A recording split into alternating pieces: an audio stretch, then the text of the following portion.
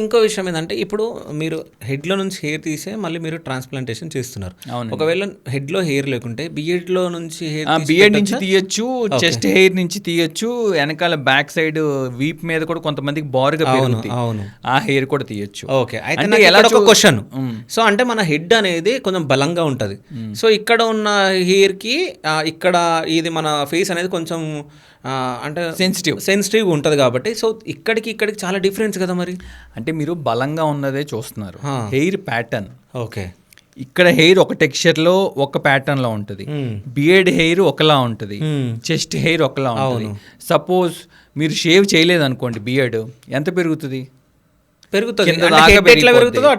Chest shave చేయలేదు అనుకోండి, ఎంత పెరుగుతుంది? అవును, ఇంతే పెరుగుతుంది. అవును.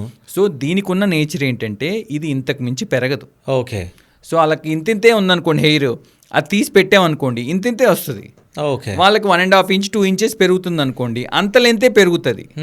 అందుకే మా ప్రిఫరెన్స్ ఏంటంటే ఎప్పుడైనా ఈ హెయిర్ ఫస్ట్, లేదు అంటే సరిపోదు అంటే అప్పుడు బియర్డ్కి వస్తాం. ఈ రెండు కంటిన్యూస్ గ్రోత్ ఉంటాయి. ఓకే, లేదు ఈ రెండు కూడా తక్కువ అవుతున్నాయి అనుకుంటే అప్పుడు ఏం చేస్తామంటే చెస్ట్ హెయిర్ కానీ ఇలాంటి హెయిర్లు తీసుకుని మధ్యలో ఫిల్ చేస్తాం అంతే.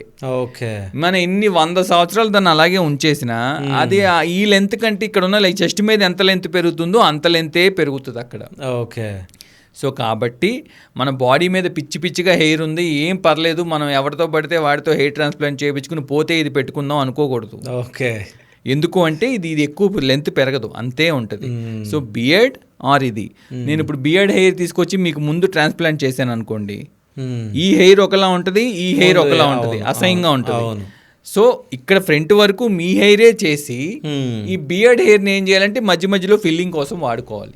ఓకే, సో ఇందులో చాలా సబ్జెక్ట్ ఉంటుంది, అందుకే ఎవడు పడితే ఆడ హెయిర్ ట్రాన్స్ప్లాంట్ చేస్తే అసహ్యంగా ఉంటుంది.